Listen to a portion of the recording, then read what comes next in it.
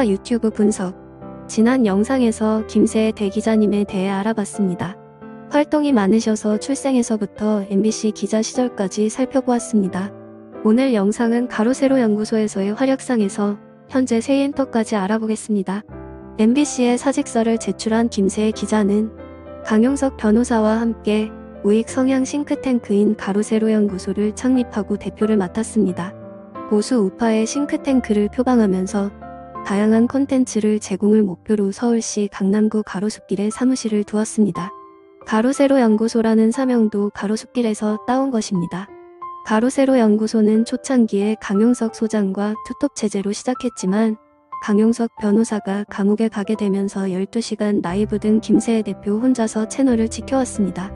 김세애 대표는 미래한국당에 공천 신청을 한 것으로 알려졌습니다. 방송에서 아무런 언급이 없었다가 기사를 통해 뒤늦게 알려졌는데 본인이 이러한 선택을 하게 된 결정적 계기는 박근혜 전 대통령이 3월 4일에 유영하 변호사를 통해서 발표한 옥중 편지였다고 합니다. 다음 날 강용석 소장이 진행하는 오전 9시 인사뉴스 방송에서 이에 대한 시청자들의 질문이 쏟아졌지만 강용석 소장은 자기하고 오랜 논의 끝에 한 결정이고 지금은 아직 이것과 관련해 자신이 얘기할 단계가 아니라고 밝혔습니다. 공교롭게도 서로 사이가 좋지 않은 유튜브 지식의 칼 운영자인 이재홍도 미래한국당 공천을 신청한 것으로 알려져 있습니다. 하지만 공천 심사에서 탈락하였습니다. 가로세로 연구소는 4월 15일 총선 이후 부정선거 의혹을 주장하며 각종 제보들과 의문점을 속시원히 밝혀냈습니다. 부정선거 의혹은 전국적으로 퍼져나갔고 고발을 이어나갔습니다. 하지만 문재인 정부의 선관위와 같은 우파라고 불리던 이준석의 분탕질로 인해 양쪽 모두와 언쟁을 펼쳤습니다. 많은 애국시민들의 노력으로 블랙시위 등을 하면서 정치인들의 마음까지 사로잡아 민경욱 전 의원, 황교안 전 대표들까지 부정선거 의혹에 동참하게 되었습니다. 이후 법원에 석연치 않은 행동이 있었고 지금까지도 법정 다툼은 현재 진행형이고 윤석열 정부에서 부정선거를 밝혀주기를 바랍니다. 하였습니다. 2019년 8월 법무부 장관으로 임명된 조국과 그의 가족에 관련된 각종 의혹을 들고 나와 구독자 수가 급증했고 채널 설립 후 최고의 전성기를 구가하게 됩니다. 이때가 김용호 연예부장과 김세애 대표, 강용석 소장 3인체제로 활동하였는데 티키타카가 잘 맞으며 구독자 수를 85만까지 만들게 되었습니다. 2020년 2월에는 압구정 로데오 거리에 오픈 스튜디오를 개관하였습니다. 기존 가로수길 스튜디오와 애플스토어 사이의 건물에도 새로운 스튜디오를 열었고 2층에 위치하고 있으며 통유리를 통해 뒤로 가로수길을 조망할 수 있습니다. 스토어와 바로 붙어있기도 하고 건물 외벽에는 김세애 대표와 강용석 소장의 얼굴이 매우 큼지막하게 들어간 사진이 붙어있어 가로수길에 유례없는 새로운 명물로 주목을 받았습니다.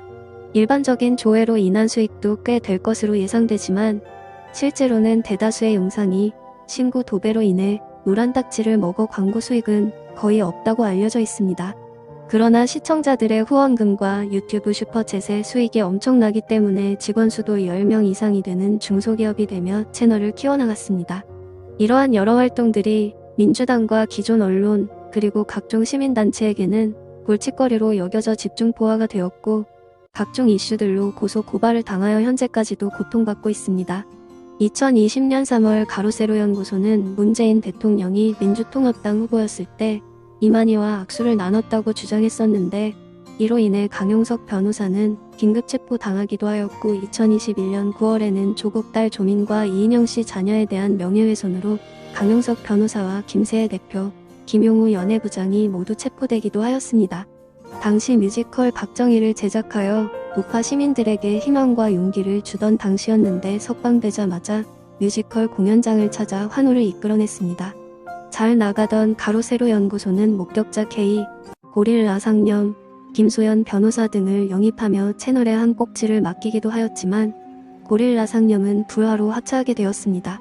하지만 박근혜 대통령과의 친밀한 관계와 민주당을 심판하는 충격단독 뉴스 그리고 삭발투쟁까지 하며 우파 국민들에게 큰 힘을 주었고 결국에 대통령 선거에서 윤석열 대통령 승리에 1등 꽁신이 되었습니다. 또한 좌파뿐 아니라 같은 우파로 불리어지는 이준석, 하태경, 유승민, 신의 한수, 지식의 칼, 윤서인, 전광훈 목사까지 공격하게 되면서 좌파와 우파 모두에게 비난을 받는 유튜버가 되었고, 제8회 지방선거를 앞두고 소장인 강용석이 무소속 경기도지사 후보로 출마하면서 지원을 했지만 이후 강용석에게 완주를 하지 말고 사퇴해야 한다고 말했다가 강용석이 거부하자 결국 서로 갈라서게 되었습니다. 현재는 강용석, 김용호, 권유와 그야말로 철천지 원수지간처럼 격렬하게 싸우고 있는 상황이 되었습니다. 메이저 언론 기자 출신답게 직접 현장을 발로 뛰며 취재하여 보도할 때도 많습니다.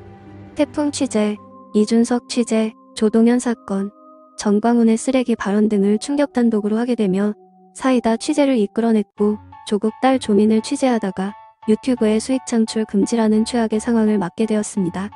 이후 채널을 세이엔터 채널로 옮겨 현재도 매일 저녁 7시에 라이브 방송을 하고 있습니다.